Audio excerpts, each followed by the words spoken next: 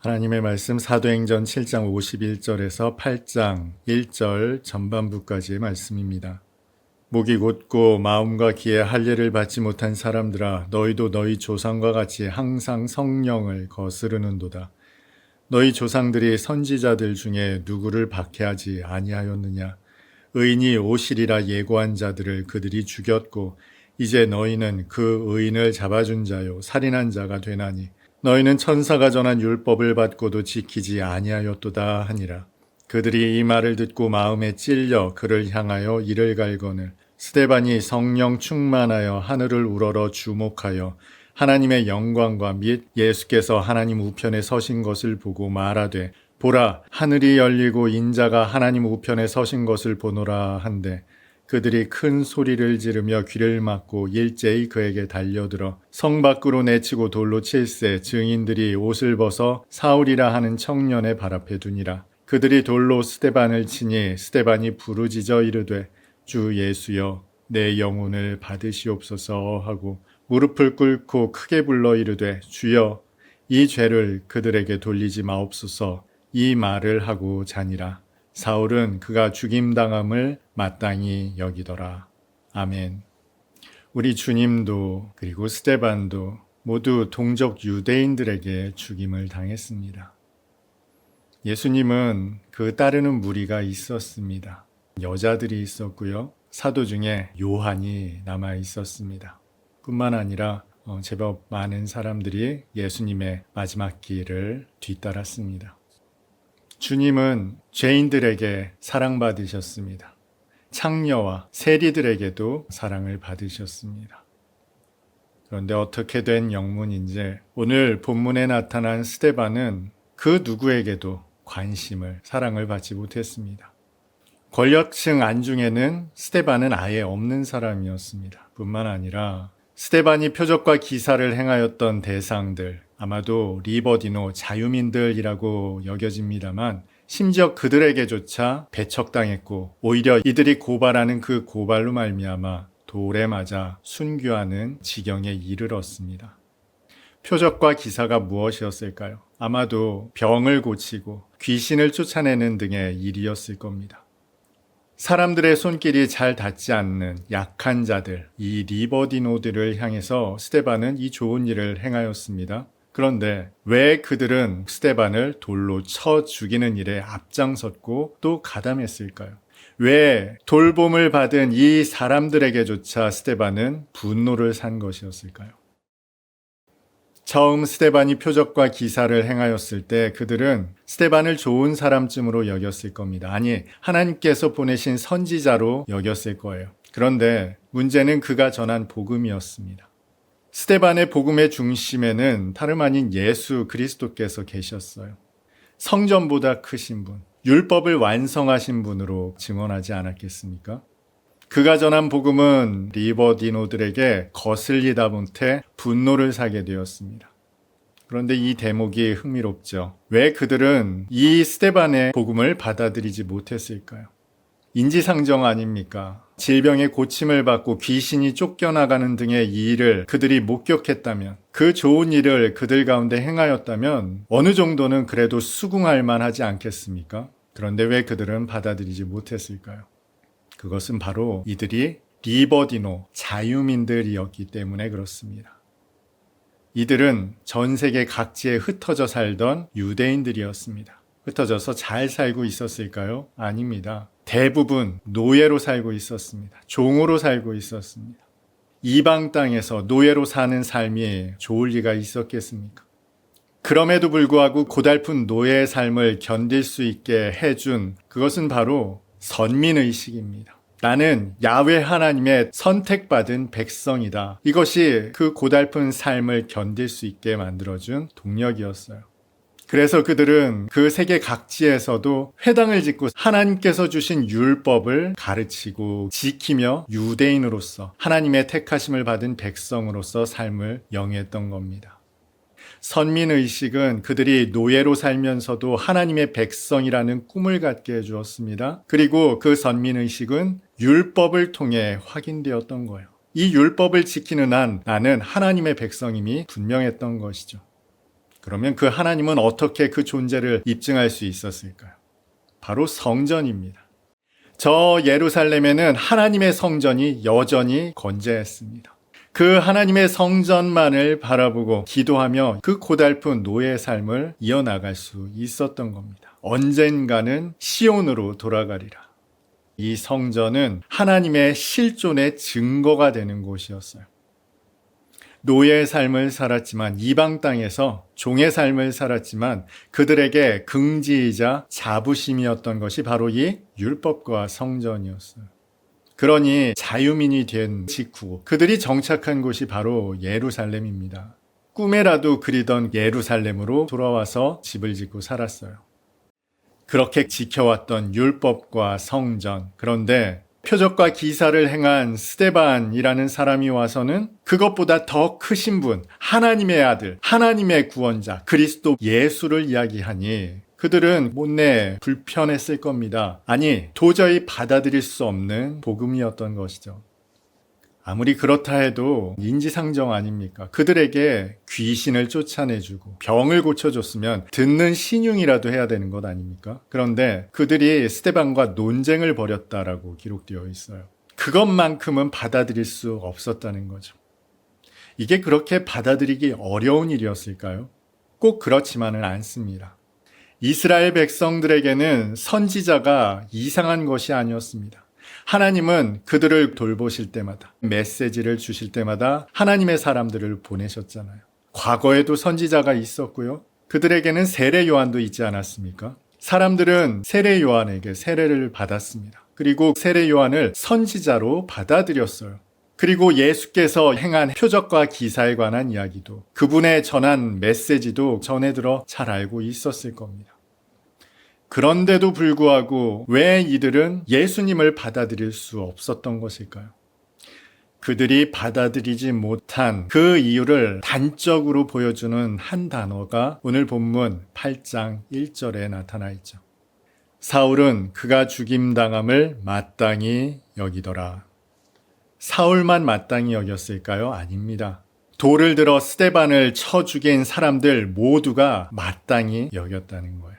그러지 않고는 한 사람 죽이는 것을 쉽게 감행할 수가 없지 않겠습니까? 이들이 마땅히 여긴 것, 그들에게는 당연한 일 아니겠어요? 그런데 여러분들에게 한번 이런 질문 드려보겠습니다. 여러분, 율법을 어기면 마땅히 벌을 받아야 하죠? 이것이 하나님의 뜻이죠? 맞습니까? 정말 맞습니까? 율법을 어기면 벌을 받아야 하는 것, 이것이 하나님의 뜻이 맞습니까? 마태복음 12장에는 미리삭 사건이 등장합니다. 제자들이 안식일에 밀밭 사이로 지나다가 미리삭을 비벼서 먹었어요. 그러자 이를 본 바리새인들이 항변합니다. 어떻게 제자들이 안식일에 하지 못할 일을 합니까? 그랬더니 예수께서 오히려 제자들을 두둔하시면서 이렇게 말씀하시죠. 인자는 안식일에도 주인이다.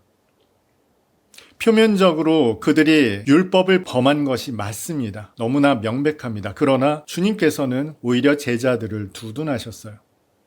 요한복음 8장에도 음행하다 잡힌 여자를 사람들이 끌고 와서 예수님 앞에 내팽개칩니다. 그리고는 말합니다. 모세 율법에는 이런 사람은 돌로 쳐 죽이라고 했는데 당신은 뭐라고 하시겠습니까?